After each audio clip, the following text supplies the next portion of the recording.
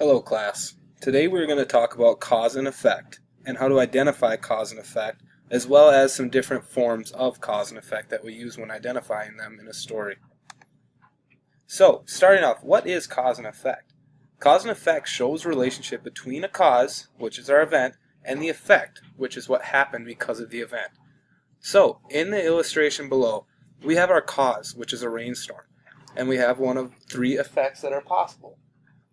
The first effect, as you can see, is that it forms a rainbow. Second effect is that it can cause a flood. Third effect being that plants will grow and flowers will bloom. Some of our signal words that we can identify when looking at cause and effect are consequently, therefore, as a result, reason why, because of, maybe due to. We also use a lot of if and then statements when talking about cause and effect. So, if this happens, then this will happen type of talk.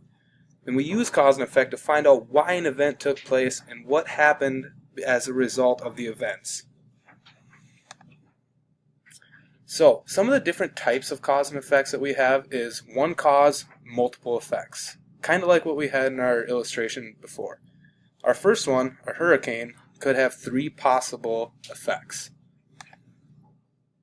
So, the cause being hurricane, our first, house destroyed, second, flooding, third, power outage. Kind of flipping from this type of cause and effect, we're going to go to multiple causes, one effect. So kind of three different events that take place leading up to one effect.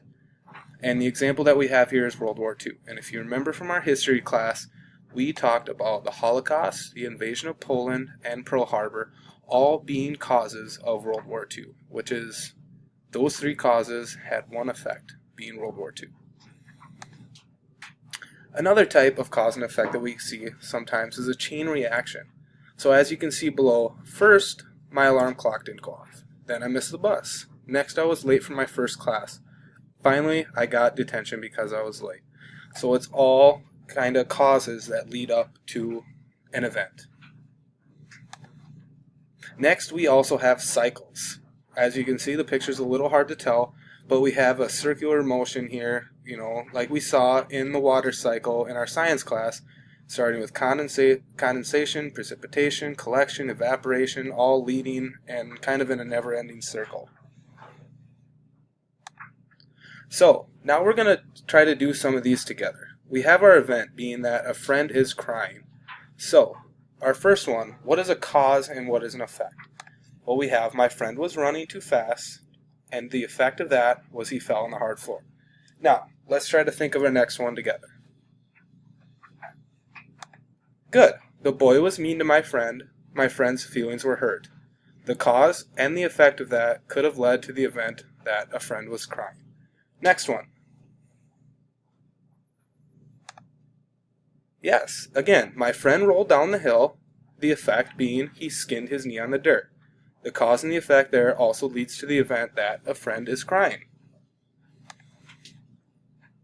Now that we are given a cause or an effect after reading the information that is given, we have to supply either the cause or the effect. So our first one, the chef ran out of sugar. What could be one of our effects? Right, he could not bake the cookies. He could not bake the cookies, he was mad, all are possible effects of the chef running out of sugar. Next, we have the effect being that the flower died. What is the cause of the flower dying? I forgot to water the flower. Yes, absolutely. Next one, the cause is given. The waitress was clumsy. What could be an effect of the waitress being clumsy? Yeah, she spilled the food on the floor. She spilled the food, she spilled the drinks, she was late getting the food. All are possible effects. And finally, the effect is that the telephone was dead. What is the cause? Yes, lightning hit the power lines is a very plausible cause to the effect that the telephone was dead. Now we are going to do an independent practice. We're going to read through the three passages given, the first being the Civil War, second, the nitrogen cycle, and third, Micah's rotten day. And using the graphic organizers that we will provide, you're going to go through, read each passage, underline the cause, and then highlight any effects that you identify within each passage. Once you do this, you are going to identify each passage as either being one cause, multiple effects, multiple causes, one effect, chain reaction, or a cycle.